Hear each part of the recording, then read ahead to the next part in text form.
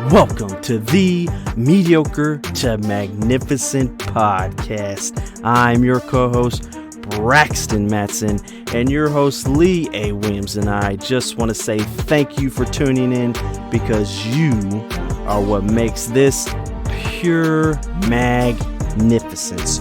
You are the ripple effect of magnificence, and we are going to bring you a message that will give you insight, inspire you, motivate you, and challenge you to not only grow in your magnificence, but let you know that you are magnificent in everything you do.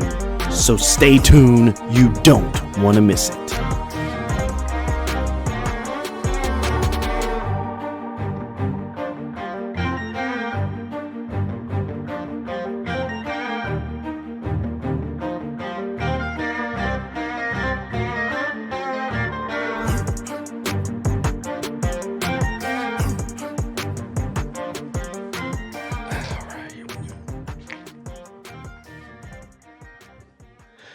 Lee, man. Yes, sir. Back again. We are here, accounted for in the kingdom of God. That's right, man. Look, messing with you. So, yeah, man, this is a Get Your Movement. Get your movement. We haven't done a movement. We This haven't done this in a while, man. This is a Get Your Movement kind of episode. And you're like, Get Your Movement? What you talking about? I promise you. I promise you I'm going to get motivated today. I hope so. Someone needs to be motivated. So the reason why it's Get Your Movement, but is because this story takes place at the gym. And our thing is, gym stands for Get Your Movement. Mm-hmm. So working out, doing my thing, getting my movement like I do. Yeah. Most mornings. Mm-hmm. And so finishing up the workout, man, I usually sit in the sauna 15, 20 minutes just to, What is that? Like, it's what like is it? Does it help relax the muscles and everything? Release toxins. Breaks down the lactic acid buildup that you gain while you was working out. So if you were to say, like, go for a week and don't go to the sauna and go for a week, and you could do the same exact thing, and then sit in the sauna, you'll feel the difference. Yeah, you'll feel the difference. Okay. So I'm with it. Sit there, loosen up, maybe do some stretches. Are you doing this in the sauna? I mean, nothing like crazy. Okay. But yeah, just kind of like sometimes getting stuff. Yeah, that's tense or something. Yeah. But when I walked into the sauna this day, man, there was a man sitting kind of leaned over. So I was like, okay. And, there's all kind of different people in the sauna. People had headphones in, hoodies. Some people put the sweatsuits. Some people get down. They put the sweatsuit on in the sauna? Like the sauna suit, like trash bags. I mean, there's, I remember one to cut weight. It's different. So I'm just creating that. I remember when I went in the sauna with you one time, and you said, "Oh yeah, I'm gonna be in here in about 10 minutes." Man, you talk about intense. Yeah, it's intense. Yeah, it's intense. So I'm like, okay, no problem. So the man's in there. And okay, so I sat down. And I was like, okay. And I didn't realize the full severity of the situation when I first walked in. Yeah. But once I sat down, I was like, okay, that's why his body position was like that. So the man was asleep. Oh, that ain't good. He's asleep. That is not good. And then at this point, so I'm sitting there, like, man's asleep. And when I sit, it's like he started snoring louder. What? With every breath he take, he was snoring louder and louder. So I'm like, man. Now you're saying, okay, you went to the gym with me, you got to the sauna, you're like, man, it's intense. Those were your words, right? That's even my like. Those are your words. What your head's going through your head on this? So I'm sitting there. I'm like, okay. I thought to myself, should I wake him up? And then, in the thinking to myself, I'm like, I literally said, man, I don't want to leave him in this heat. But man, it's like a life-threatening thing. Yeah. In this moment, I'm like, I don't want to leave him in this heat. And I'll come back to that. Mm-hmm. Well, no, we can do it now. We'll do it now. So I'm like, okay, I'll come back to it. It's fine. So I didn't want to leave him in the heat. Right. And he messed around and passed out in here in the sauna. That's what I'm saying. I'm like, man. Yeah. So I'm like, okay, you know, and I, like you've heard, and like I said, I go to the sauna most workouts after I finish. And I know different people. Was this, you didn't know this guy? No, I didn't know this guy. Okay. But you can tell, like, I don't want to do like that, incriminate myself to be like that. But he didn't have no sauna suit on. He didn't have he was kind of like, it was kind of like the guy that was just going in there pre-workout. Pre-workout? Like to get warm, get loose, okay. and then go. Before. Possibly. Yeah. I don't know. Yeah. Maybe, once you're thinking, I'm a thinking person, like, okay, well, maybe he worked a long shift, night shift, went in there to get warmed up. Mm-hmm. Once he got warmed up, he'll go hit his workout and he'll be good. And he messed around and fell asleep. So I'm really having all that. Yeah, that's a lot of stuff. Because, you don't want to, like, it's a life-threatening thing. In our society, it's like, man, what you doing, man? But I said, man, okay, if he messed around and passed out in here. So I said, okay, I usually sit 15, 20 minutes. I just walked in, so this is fresh. Yeah. Sit down. I'm like, okay, now I realize, like, what's going on. He's sleeping. That's why he slumped over like that. Mm-hmm. And he's snoring. So I said, okay. So snoring is like, you're like, why, if he slumped over the sun, why you ain't already? But he's snoring, so he's breathing. So he's good. Like, I have. At least he's breathing. I have some medical, like CPR, first aid. Like, he's not in trouble. Yeah. Yet. So I said, okay, well, I'll give it a few minutes and see if he wakes up. Because I got at least 20 minutes, 15. Yeah. At this point, it's probably 18 minutes left, literally. I said, okay. Fast forward. Still snoring. Each breath getting louder and louder. Snoring more. Is like, okay, he's getting more and more comfortable. He's getting deep REM sleep right now. I'm like, what? Okay, so now it's about time for me to leave the sauna. Oh yeah, like I've done my time. Now it's like I got to make a choice. And he was still sleeping, snoring louder than ever, man. I usually, so already said 20 minutes. Like, okay, I can't. It's time for me to go. I've done my time. I knew I had to wake him up. Yeah, like I knew I had to, because you could tell he wasn't prepared for the sauna. Not like that. Like this wasn't like he ain't had no water. Like he had the right outfit. He's fully dressed.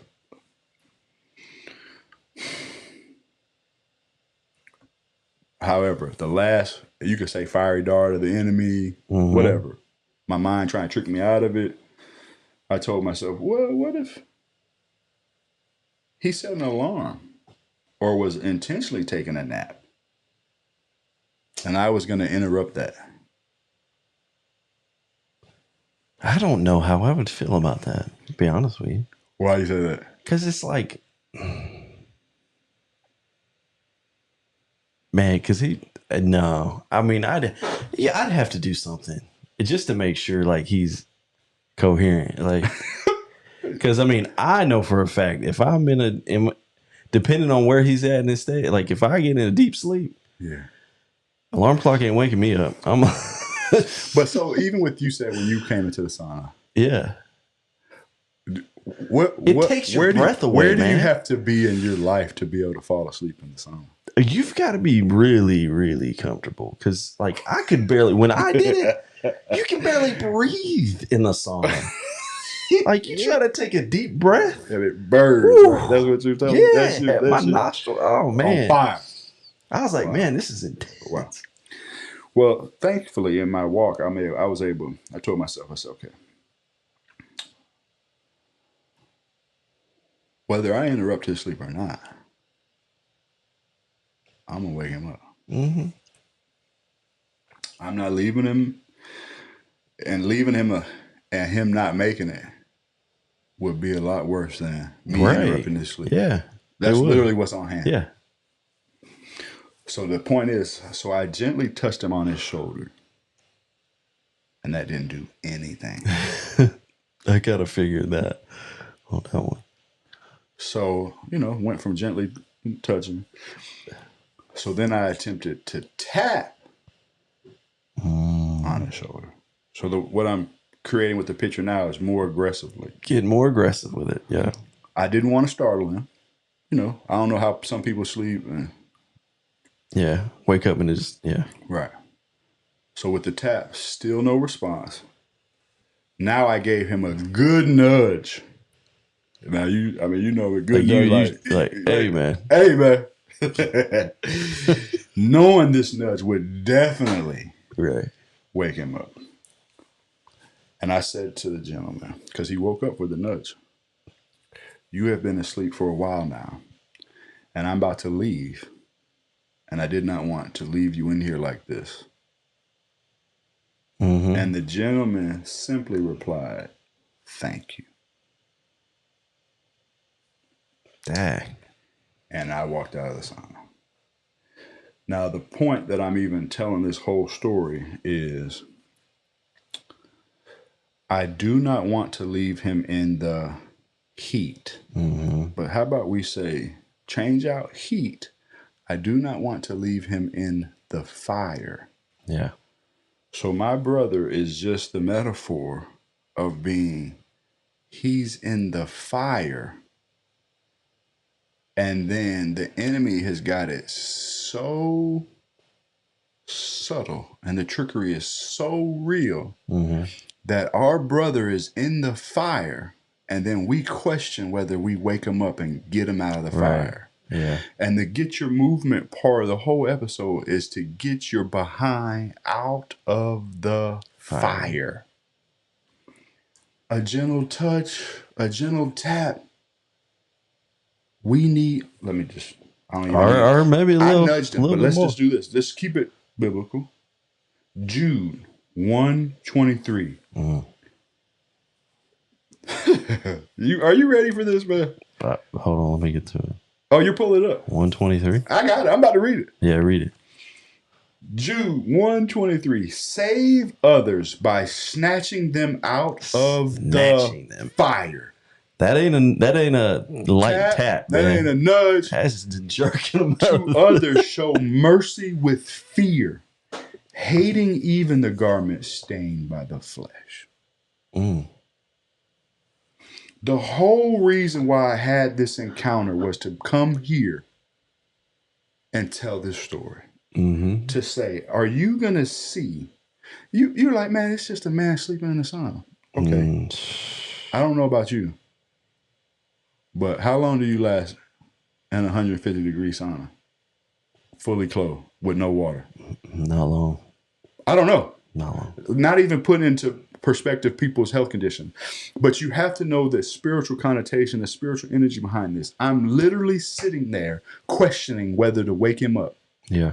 Oh, I don't want to interrupt him. Subtle. I don't want to. He might have did it intentionally, set an alarm. He's in the fire. Yeah. There is the alarms have already sounded. When you walked in and he's snoring. Right. That's the alarm's off. That's an indication we've got a problem. You're right. Houston, we have a problem. Oh, but that's so true. I like how Jude, it's very there should be no thought to it. Right. So then when we see certain people, call it what it is, living in sin, falling short of the glory of God, we are like, oh man, well, I don't want to judge them. I don't want to be unloving. How do we wrap our mind around? And that's why this story was presented to say, you have to figure out your delivery. Yes. See, because I like could how you put imagine that, that I went in there and just grabbed the hold of the man? Oh, he would like the freaked scripture out, said, man. and snatched him and pulled him. So, man, you been in here and get it. Like, what does that turn into? But I did the gentle tap. Yeah. I did the touch. Yeah. So then you have to be able to say, if someone's in sin, if someone's not upholding to the word of God, if someone's not keeping it biblical, what is the like you've already had to go through your whole process that you have to interrupt this. Yeah. Hopefully you got to that level of this. You already know something has to happen. Right. You've been placed in this person's path for a purpose to be able to maybe help the circumstance, the situation. So you have to say, okay, what's the touch? Mm-hmm. Or what's the snatch look What's like? the tap? Yeah.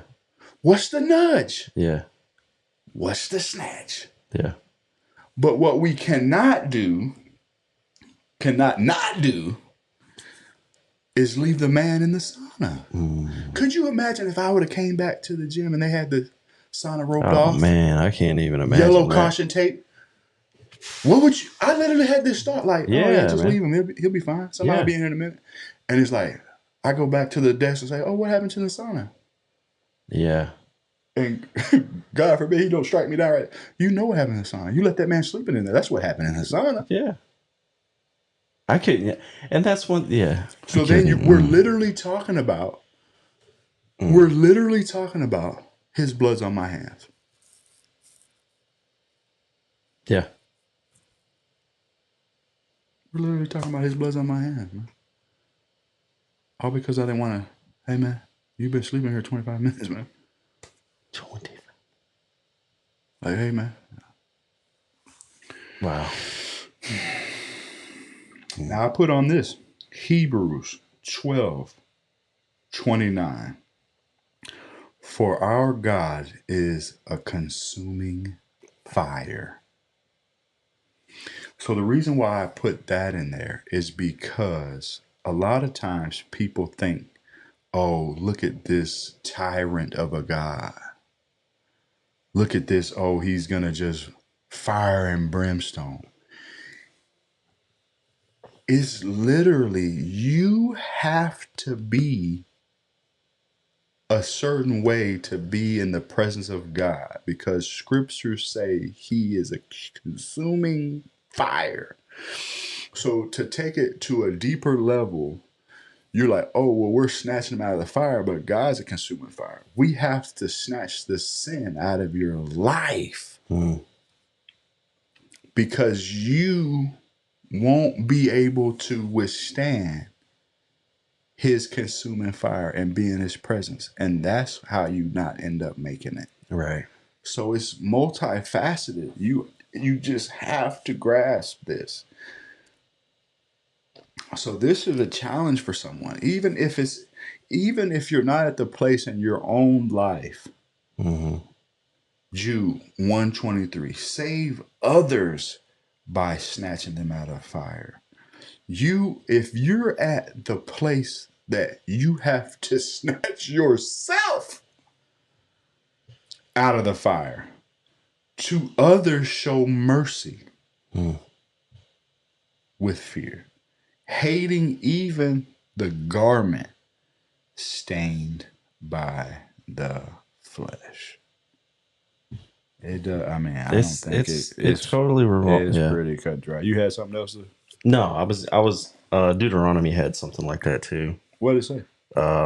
It's Deuteronomy 4:24. For the Lord your God is a consuming fire, a jealous God. There you go. And it's because he wants to have a relationship with you, and your flesh, your sin. Why do you think he said that way? If people, okay. People understand it. Why do people play like they don't understand? And then I got to get on here and saying it in a simple form that you get it. If you say, hey, I'm a jealous husband. Like, I don't want my wife out. Me and my wife, because our wives have been hiking. Yeah. Right. Yeah. So our wives have been hiking. But what I'm saying is, this is the joke. I said, hey, one day, like, oh, well, you couldn't show up for the hike, but I'll go. Something came up and I'll go. Yeah. So I'm hiking with your wife. Yeah. And you're not there. That doesn't sound right. And you're not even a jealous man, not to the level that we're talking about. You're not. Right. You don't come off as jealous. Yeah. And I don't come off as jealous. So in us knowing who we are as men and knowing our relationship, you know your wife's safe. Yeah. Right? Right. But you know for 1 second, if I'm hiking with your wife, that's a problem. Yeah. And you're not there. Yeah. So then when we say God is a jealous God, the scripture you just read, that lets you know that there is false deities running around and people are worshiping those deities. And he's saying, how is this possible? Yeah. I mean, that whole Deuteronomy was dealing with idolatry. You are my bride. Yeah. And now you're out hiking with him in the woods by yourself. Yeah. That's not real. It's not. So anything that's of this, how do you snatch him out? He's a jealous God. Mm-hmm. You're doing stuff that's not aligning. Mm-hmm. He's a consuming fire. I know, because some stuff you have to do on an energy level, like, and not energy like, oh, I've arrived, I'm enlightened. Not that. Yeah. I'm saying in the present moment, you would have had to have been there. It's different. To experience this. Like every part of my soul knew what this was. Yeah. Whether the man, if I left him or not, it was for this right now to say, hey, people are walking around in here and you're shying away from snatching them out of the fire. Now, we've already, you might be like, Lee, you're repeating yourself. It's worth repeating because there's several people in my life at this current moment that I have to not shy away from. I don't have to be concerned with, I have to point blank. I have to figure out the delivery for that person, for that circumstance, for that situation, for that time in their life. But when it comes down to it, remember, the gentleman simply replied, thank you for waking me up. That was it. So even if you're not at the place where you're like, well, with my Bible knowledge, like my reading to study to show myself approved before God, not making you right, not making me wrong, just knowing before God that I'm approved. I have to work on my game. Well, if you know something in someone's life has been revealed as sin, you want to know the best thing you could do for them? Pray for them. Yeah. Just pray. Ask. Say, hey, how do I bring this up?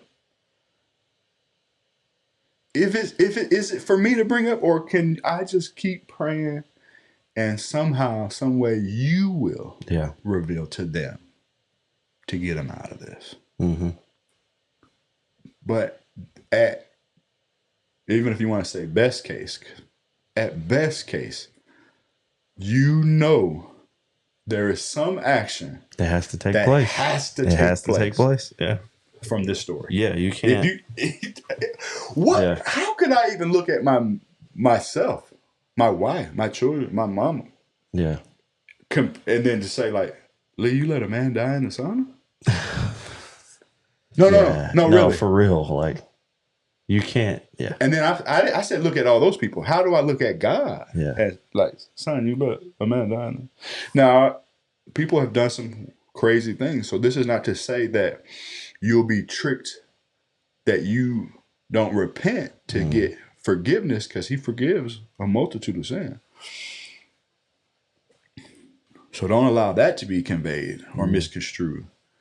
But I'm just saying that's how he works, because now I'm on some guilt and I'm on some shame and I'm on some, I can't believe. And you're not supposed to feel that. That creates a separation. All right. This is separation thing. Once again, here we are. We need to do a podcast on that, man. Yeah, write it down. We'll do one. It'll be up and coming. But yeah, so here we are, man. Get your movement. Get your movement. Your movement is out of fire. Yeah. It's out of the fire. Get out of the fire. We're snatching people out of the fire. So, wow. I'm happy that we're able to do it, man. I appreciate you. Yeah. And your diligence and you're showing up. And stay tuned for the next one. This next one might be a little interesting. Okay. Yeah. We're continuing on. But yeah, man. All right, man. Till next time.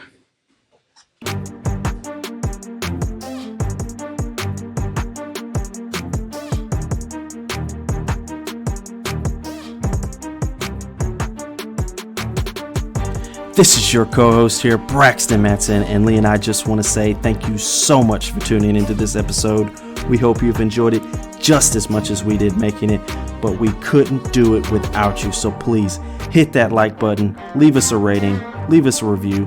Let us know what topic or subject that you would like us to talk about in your journey from mediocre to magnificent. But most of all, share it. Be the ripple effect of magnificence and know that you are magnificent in everything you do. Till next time.